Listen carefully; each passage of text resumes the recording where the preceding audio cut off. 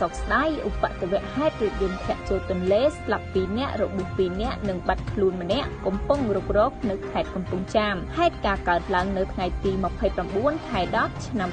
2025វេលាម៉ោង 10:11 នាទីដោយឡានមួយគ្រឿងម៉ាកសាំយ៉ុងបានបើកធ្លាក់ចូលទន្លេមេគង្គនៅភូមិជ័យឃុំមានជ័យស្រុកស្រីសន្ធរខេត្តកំពង់ចាមដែលបានធ្វើដំណើរពីស្រុកត្បូងឃ្មុំខេត្តត្បូងឃ្មុំឆ្លងកាត់ស្រុកស្រីសន្ធរក្នុងរថយន្តមានមនុស្ស5នាក់គិតមកដល់ត្រឹមម៉ោង 17 នាទី 00ក្រុមការងាររុករករបស់គណៈបញ្ជាការឯកភាពរដ្ឋបាលខេត្តកំពង់ចាមបានរកឃើញរថយន្តនិងបានអូសមកច្រាំងទន្លេហេតុការណ៍ខាងលើបណ្ដាលឲ្យមានមនុស្សរបួស2នាក់ស្លាប់2នាក់និងបាត់ខ្លួនម្នាក់កំពុងរុករកកត្តានាំឲ្យគ្រោះថ្នាក់គឺការធ្វេសប្រហែសរបស់អ្នកបើកបរអភិបាលខេត្តកំពង់ចាមឯកឧត្តមអ៊ុនច័ន្ទដាបានចូលរួមសោកស្ដាយចំពោះក្រុមគ្រួសារនៃសពរងគ្រោះក្នុងឧបទ្ទវហេតុរថយន្តធ្លាក់ចូលទន្លេ